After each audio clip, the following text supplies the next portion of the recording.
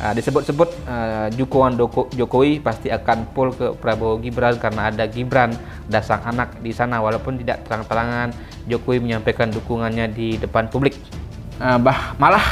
Ini banyak pihak yang menilai ini menjadi blunder bagi Ganjar sendiri setelah sebelumnya sebenarnya beberapa kali Ganjar membuat blunder, termasuk sebelum ketika Ganjar diumumkan menjadi calon presiden dari PDI Perjuangan. Salah satu blunder terbesar yang disebut-sebut juga membuat hubungan Ganjar dengan Jokowi atau hubungan PDIP dengan Jokowi. Tapi yang menjadi menarik di sini adalah apakah memang benar ini menjadi blunder Ganjar yang berikutnya dan menjadikan dia semakin mendapat citra tidak baik, atau seolah-olah dia melakukan serangan membabi buta pada Presiden Jokowi dengan tujuan untuk menurunkan elektabilitas Prabowo Gibran.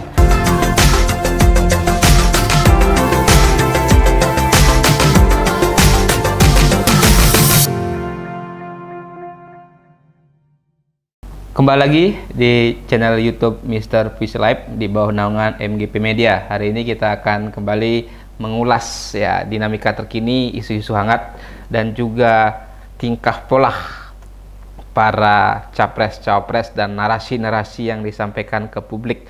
Ada narasi yang menyejukkan, ada narasi juga yang membuat gerah. Nah, salah satunya belakangan narasi yang cukup membuat gerah dan lumayan gaduh adalah pernyataan calon presiden Ganjar Pranowo yang diusung kerjasama politik partai politik PDI Perjuangan, P3, Hanura, dan Perindo, yang intinya memberikan skor buruk atau jeblok, yaitu skor 5 dari skala 1 sampai 10 untuk penegakan hukum di era pemerintahan Presiden Jokowi.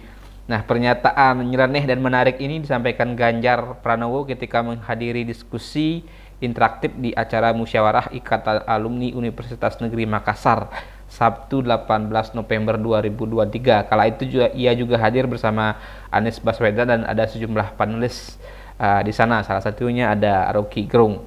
Nah, di sini Ganjar dengan tegas memberikan nilai jeblok atau skor 5 terkait dengan penegakan hukum di era Jokowi. Salah satunya yang disebut adalah karena adanya putusan Mahkamah Konstitusi terkait batas usia capres-cawapres. Dia pun atau Ganjar juga menyinggung adanya banyak intervensi dan rekayasa hukum di masa pemerintahan Presiden Jokowi. Berbagai reaksi publik muncul, termasuk juga reaksi dari partai politik pengusung Prabowo Gibran menyoroti pernyataan Ganjar. Pernyataan Ganjar juga mendapat pembelaan dari rekannya sendiri di PDI Perjuangan, Ketua DPP PDI Perjuangan Puan Maharani. Nah, mungkin kita akan ulas dulu dari sisi Ganjar, di mana Ganjar tentu punya pandangan tersendiri dan punya strategi mungkin kenapa pernyataan itu harus dia lontarkan. Tapi intinya pernyataan yang bernada menyerang Presiden Jokowi ini mungkin saja diarahkan untuk mengganggu atau menurunkan elektabilitas Prabowo Gibran. Sebagaimana diketahui, disebut-sebut dukungan Jokowi pasti akan full ke Prabowo Gibran karena ada Gibran, ada sang anak di sana, walaupun tidak terang-terangan Jokowi menyampaikan dukungannya di depan publik. Yang menarik, pernyataan Ganjar ini walaupun dikritik, dikecam banyak pihak, ya dibela, ya pastinya dibela juga oleh partainya sendiri. Ya, Ketua DPP PDI Perjuangan Puan Maharani menegaskan ketika Ganjar memberikan skor 5 atas penegakan hukum di era Jokowi, tentu katanya Ganjar pasti punya data. Ya, Pak Ganjar menyampaikan hal tersebut pasti mempunyai data yang beliau sampaikan. Nah, kata Puan, cuma sampai saat ini kan pernyataan Ganjar itu tidak didukung atau tidak disampaikan dengan gamblang berdasarkan data-data atau fakta-fakta apa yang membuat Ganjar akhirnya menarik kesimpulan bahwa penegakan hukum di era pemerintahan Presiden Jokowi itu adalah hasilnya jeblok atau hasilnya 5. Ini banyak pihak yang menilai ini menjadi blunder bagi Ganjar sendiri setelah sebelumnya sebenarnya beberapa kali Ganjar membuat blunder, termasuk sebelum ketika Ganjar diumumkan menjadi calon presiden dari PDI Perjuangan. Salah satu blunder terbesar yang disebut-sebut juga membuat hubungan Ganjar dengan Jokowi atau hubungan PDIP dengan Jokowi memanas atau kurang harmonis adalah penolakan terhadap timnas Israel yang berlaga di Piala Dunia U20 sehingga menyebabkan akhirnya Piala Dunia U20 batal digelar di Indonesia. Nah, sekarang soal penegakan hukum yang diberi skor 5 atau jeblok oleh Ganjar terhadap kader partai PDIP sendiri, ya sesama kader PDIP, Presiden Jokowi dianggap juga blunder yang baru.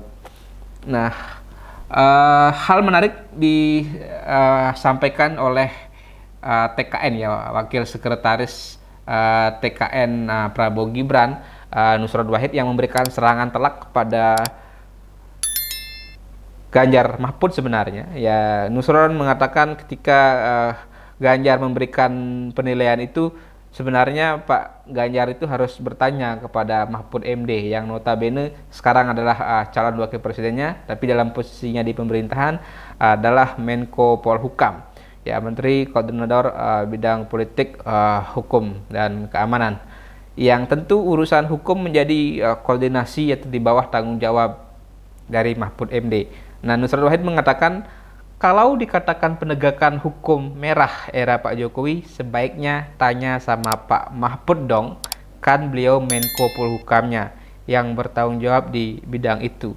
Nah, ini tentu menjadi pukulan yang telak bagi Ganjar. Sementara juga politisi Gerindra, Wakil Ketua Waketum DPP Partai Gerindra Habibur Rahman juga menilai ada hal yang aneh terhadap penilaian Ganjar tentang penegakan hukum di era Presiden Jokowi, yaitu pernyataan di Ganjar itu dinilai sebagai cerminan pemimpinan yang kurang bijak dan hanya berdasarkan kepentingan sesaat. Nah, kenapa baru sekarang memberikan skor 5, sebelum-sebelumnya kemana saja gitu. Kemudian juga dia menilai Ganjar ini tidak bijak juga dengan menyebut bahwa putusan MK itu juga menjadi salah satu indikator kenapa rapor merah penegakan hukum di era Jokowi. Sindiran atau penilaian dan kecaman yang lebih keras disampaikan juga dari Projo, atau ini sebelumnya relawannya Presiden Jokowi tapi sekarang sudah mendukung Prabowo Gibran. Nah, salah satu ketua Badan Pemenangan Presiden, Projo Panel Barus, menyampaikan bahwa apa yang disampaikan Ganjar itu menggunakan logika yang keliru dalam memberikan nilai jeblok untuk menegakkan hukum di Indonesia.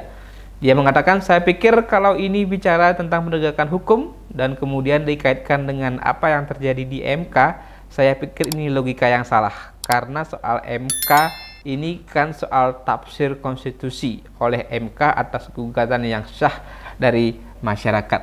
Nah, tentu pernyataan ini ada benar juga gitu. Jadi salah satu di MK itu tidak bisa serta-merta menjadikan dasar acuan argumentasi bahwa penegakan hukum langsung menjadi jeblok gitu. Karena kan itu juga karena ada gugatan juga dari masyarakat, dan yang diadili oleh MK adalah norma hukumnya gitu, bukan hal-hal yang bersifat praktis. Tapi apapun itu, Mahfud juga sepertinya memberikan pembelaan terhadap apa yang disampaikan oleh Ganjar dan kritikan-kritikan yang disampaikan oleh dari partai politik pendukung Jokowi, termasuk dari TKN. Ya, Mahfud MD menilai apa yang disampaikan Ganjar atau skor itu merujuk kepada pasca putusan MK terkait batas usia capres-cawapres. Nah, tapi yang menjadi menarik di sini adalah apakah memang benar ini menjadi blunder Ganjar yang berikutnya dan menjadikan dia semakin mendapat citra tidak baik, atau seolah-olah dia melakukan serangan membabi buta kepada Presiden Jokowi dengan tujuan untuk menurunkan elektabilitas Prabowo Gibran. Dan pertanyaan berikutnya adalah apakah kritikan Ganjar ini istilahnya menjadi kritikan kepada rekan-rekannya sendiri di PDI Perjuangan, karena banyak menteri PDI Perjuangan di sana.